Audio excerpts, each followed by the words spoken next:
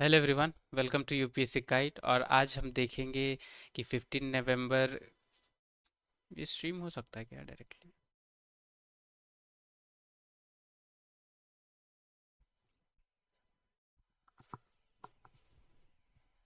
Hello everyone, welcome to UPSC guide. और आज की डेट है 15 नवंबर। और हम देखेंगे क्या क्या इंपॉर्टेंट करंट अफेयर्स कवर्ड है द हिंदू न्यूज़पेपर में। तो चलिए देखते हैं उसे। और अगर आपको पीडीएफ चाहिए इसकी तो यूपीएससी गाइड के नाम से टेलीग्राम चैनल क्रिएटेड है। आप वहाँ पे ज्वाइन कर सकते हैं मुझे, और इन सारी पीडीएफ्स को डाउनलोड कर सकते हैं डेली बेसिस पे। अब चलिए बढ़ते हैं आगे। तो सबसे पहले ये न्यूज़ आई है कि अगले हफ्ते आसियान डिफेंस मिनिस्टर मीटिंग होने वाली है, ठीक है, लाओस कंट्री में। उसी के बारे में बात की गई है। तो दो चीज़ देखेंगे, एक तो ADMM+ यानी जो कि इसकी शॉर्ट फॉर्म है। दूसरी चीज़ आसियान के बारे में देखेंगे। अब इस पर्टिकुलर न्यूज़ में ब्रिक्स के बारे में भी मेंशन की गई है कि ब्रिक्स समिट अभी हाल फिलहाल हुई है, जहाँ पे इंडिया और चाइना ने बहुत अच्छी रिलेशनशिप में डेवलपमेंट हासिल की है। तो ब्रिक्स के बारे में तो डिस्कस नहीं करूंगा आज, क्योंकि बहुत बार आपको ऑलरेडी बताया हुआ है मैंने। अगर आपको नहीं पता है जानकारी ब्रिक्स के बारे में तो आई बटन में लिंक ऐड कर दूंगा ब्रिक्स वाली, तो आप उसे देख लें, ठीक है। अब हम चलिए देखते हैं ADMM+ के बारे में। तो ASEAN defence ministers meeting plus इसकी फुल फॉर्म है। और ये होती है हर साल। दूसरी चीज़ कि इस पर्टिकुलर डिफेंस मिनिस्ट जो मीटिंग होती है इसमें 8 डायलॉग पार्टनर्स है, ठीक है। अब कौन कौन से ये डायलॉग पार्टनर्स है आपको याद रखना होगा। ऑस्ट्रेलिया है, चाइना है, इंडिया है, जापान है, न्यूजीलैंड है, साउथ कोरिया, रशिया और यूनाइटेड स्टेट्स, ठीक है। तो ये कंट्री डायलॉग पार्टनर्स हैं ADMM+ के अंदर, ठीक है। और ये कंट्रीज़ क्यों डायलॉग पार्टनर्स हैं, क्योंकि ये मेंबर आसियान कंट्री के नहीं हैं, ठीक है, ये याद रखनी है। अभी 11th मीटिंग इसकी लाओस में हो रही है। 11th है मीटिंग, याद रखनी है। और कहाँ हो रही है, तो लाओस में। और ये क्यों लाई गई है, ताकि सिक्योरिटी और डिफेंस कॉपरेशन को स्ट्रेंथ किया जा सके और पीस स्टेबिलिटी को मेंटेन किया जा सके पर्टिकुलर एक रीजन में, ठीक है।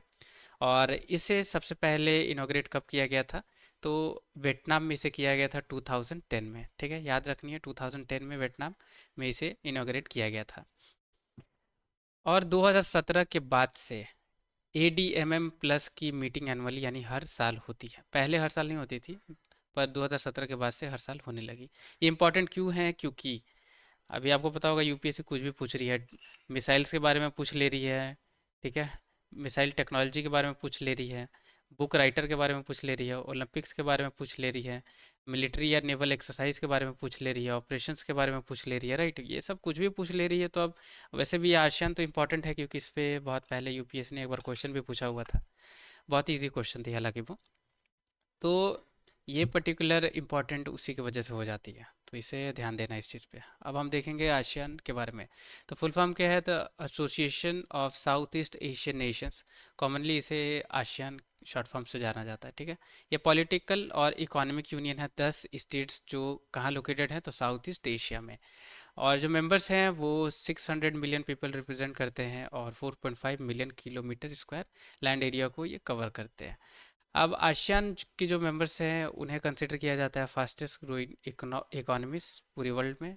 और हेडक्वार्टर्स आसियान के कहाँ लोकेटेड है, तो ये लोकेटेड है जकार्ता, इंडोनेशिया में, ठीक है, याद रखनी है इसकी हेडक्वार्टर्स।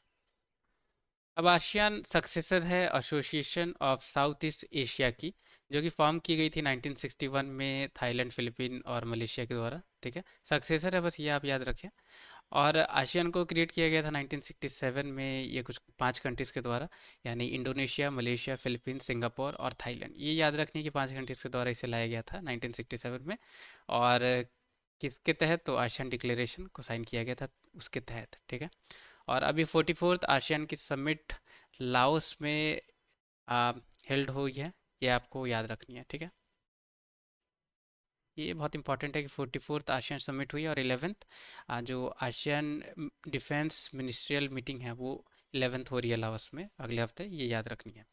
अब कैसे क्वेश्चन आएगी, या तो इस पे आएगी ASEAN defence ministers meeting plus के बारे में, या तो फिर आसियान के बारे में आएगी, ठीक है। यूपीएससी ने क्या पूछा था कि ये पर्टिकुलर एसोसिएशन है, ट्रेड और डेवलपमेंट ये सब होती है। दूसरी चीज़ स्टेटमेंट में ये पूछा था कि इंडिया ने आसियान को ज्वाइन नहीं किया है। यही दो स्टेटमेंट आई थी, पर आसियान के बारे में और भी डिटेल्स है तो ये आपको पता होगा, पता होना चाहिए, क्योंकि बेसिक चीज़ों के बारे में भी यूपीएससी कभी कभी पूछ लेती है।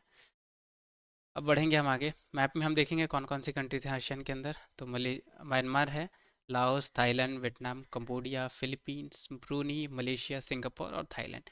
यही कंट्रीज़ हैं जिन्होंने मिलके जो अभी आसियान की मेंबर्स हैं, ठीक है। और कौन सी कंट्री ने आसियान को क्रिएट किया है तो ये याद रखनी है, इंडोनेशिया, मलेशिया, फिलीपींस, सिंगापुर और थाईलैंड, ठीक है। टोटल यहाँ कितनी है आपको याद रखनी है, 10 है, पर सारी 10 कंट्री ने मिलकर आसियान को नहीं बना है, ये याद रखना होगा। अब हम बढ़ेंगे आगे। अब ये पर्टिकुलर एक न्यूज़ आई है, बेसिक कंट्रीज़ के बारे में यहाँ बात की गई है। अब बेसिक कंट्रीज़ कौन है ये हमें याद रखना होगा, क्योंकि यूपीएससी क्वेश्चन इसमें पूछ सकती है। तो बेसिक कंट्रीज़ कौन कौन है, तो Brazil, south Africa, India, China, ठीक है। हालांकि आगे मेंशन है वो आपको मैं बता दूंगा, पर अभी फ़िलहाल ये समझे कि ये इशू क्या है।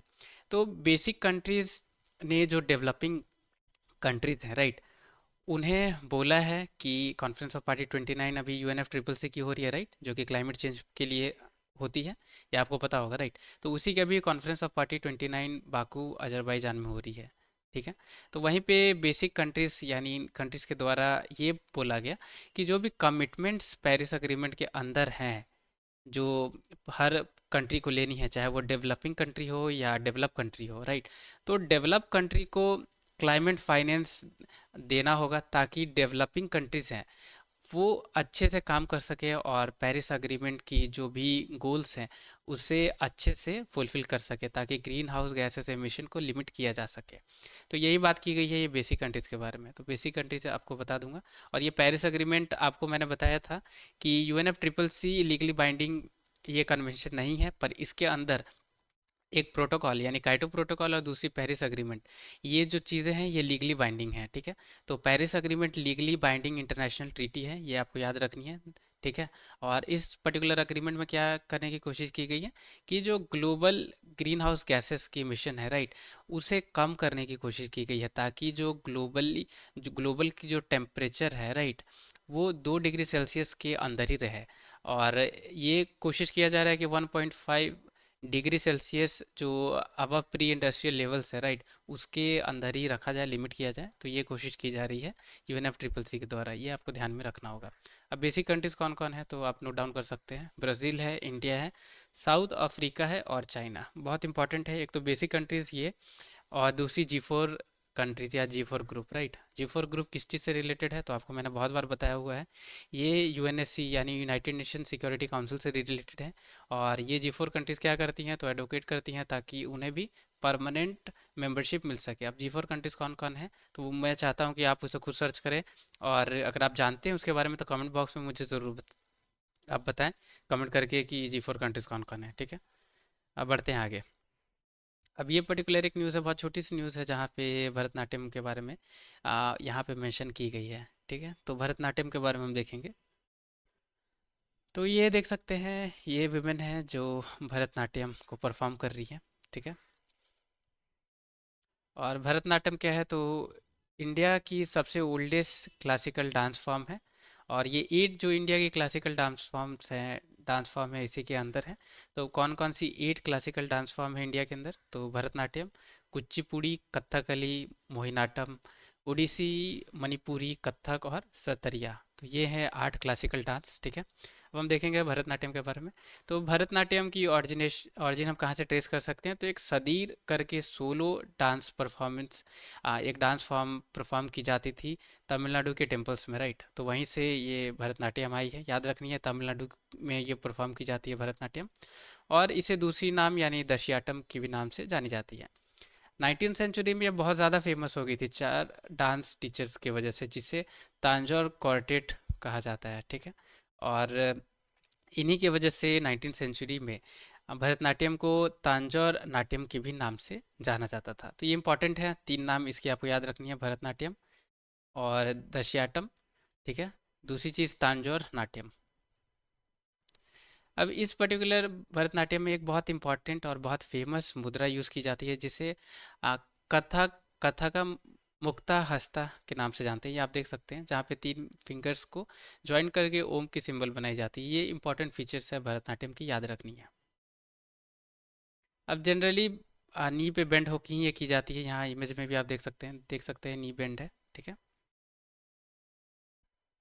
और जो स्टार्टिंग फेज जो इस डांस की है उसे अलारीपू कहा जाता है, ठीक है। और जो कंक्लूडिंग स्टेज होती है, यानी डांस खत्म होती है, होने वाली रहती है, उस स्टेज को थिलाना के नाम से जाना जाता है, ठीक है। इसे फायर डांस भी कहा जाता है, आपको याद रखनी है। हालांकि मेंशन नहीं किया है मैंने, पर मैं आपको एडिशनल बता दे रहा हूँ, भरतनाट्यम को फायर डांस के भी नाम से इसे प्रोनाउंस किया जाता है, ठीक है। फायर डांस के नाम से भी भरतनाट्यम को जाना जाता है, ये याद रखनी है। अब हम बढ़ेंगे आगे। अब ये एक बहुत बड़ी आर्टिकल आई थी कलारी पट्टू के बारे में, ये भी बहुत इंपॉर्टेंट है, इसे भी आपको समझना होगा।